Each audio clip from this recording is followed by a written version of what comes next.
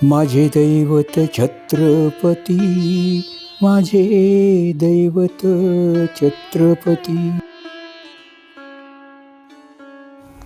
छत्रपती शिवाजी महाराजांनी दिनांक 6 ऑक्टोबर 1676ला 25,000 सैनिक घेऊन तसेच नामांकित सरदार, त्यामध्ये सूर्याजी मालुसरे, मानाजी, बाळाजी, आवजी, नेतोजी पालकर, दत्ताजी त्रिमल, रघुनाथ पंत, जनार्दन पंत हे 2 भाऊ, बाजी सर्जेराव जेदे, नागोजी जेदे, बाबाजी ढमढेरे, आनंदराव, सोनाजी नाईक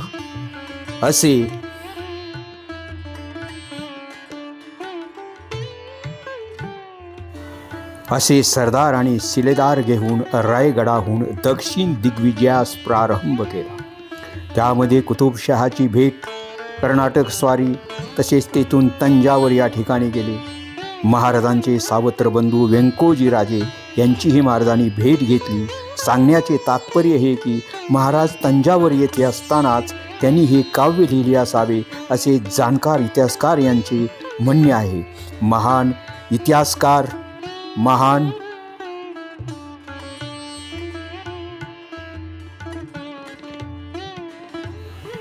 इतिहास संशोधक, शखकर्ते शिवराय या पुस्तकाचे लेखक, शिवव्याख्याते, महान ज्ञानी असणारे श्री विजयराव देशमुख नागपूर हे ज्यावेळी तंजावर येथे गेले त्यावेळी इतिहासाची कागदपत्रे चाळत असताना त्यांना एक छोटी साधी वही मिळाली.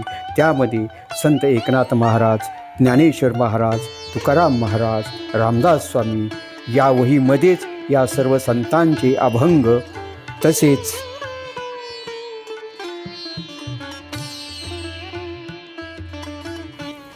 छत्रपती शिवाजी महाराज यांनी रचलेला एक अभंग त्या वहीमध्ये त्यांना मिळाला.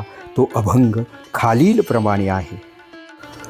नाशिवंत सुखासाठी अंतरला जगजेठी, नाही नाही याची गोडी, 184 ते जोडी.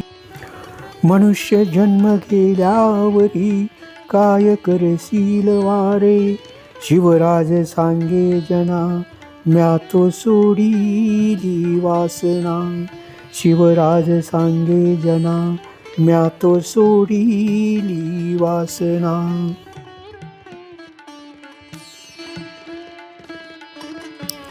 या अभंगाचा अर्थ असा आहे की मनुष्य प्राणी हा भौतिक सुखाच्या पाठीमागे लागलेला असून नाशिवंत असलेले सुख तो मिळवण्याचा प्रयत्न करीत आहे. जगाचा स्वामी जो आहे परमात्मा, याचा मनुष्याला विसर पडला आहे. तो अंतरला आहे, म्हणजे परमात्म्याला आत्मा हा विसरलेला आहे. बहुमोल असा हा लाभलेला मनुष्य जन्म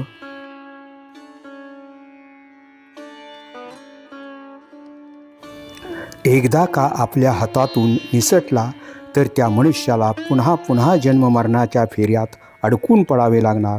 या सर्वांमधून जर मनुष्य प्राण्याला आपली सुटका करून घ्यावयाची आहे असे वाटत असेल तर त्याने सर्वप्रथम मनामध्ये निर्माण होणारी वासना सोडून द्यावी, म्हणजे त्याचे कल्याण होईल असे छत्रपती शिवाजी महाराज सांगतात.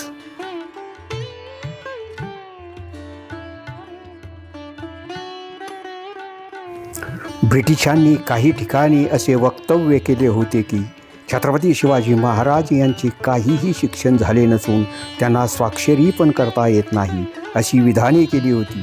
परंतु सत्य परिस्थिती अशी होती की छत्रपती शिवरायांना एकूण 8 भाषांचे ज्ञान होते. त्यामध्ये युरोपियन भाषांचाही समावेश होता. आणि या अभंगाचे प्रमाण मिळाल्यावर माझे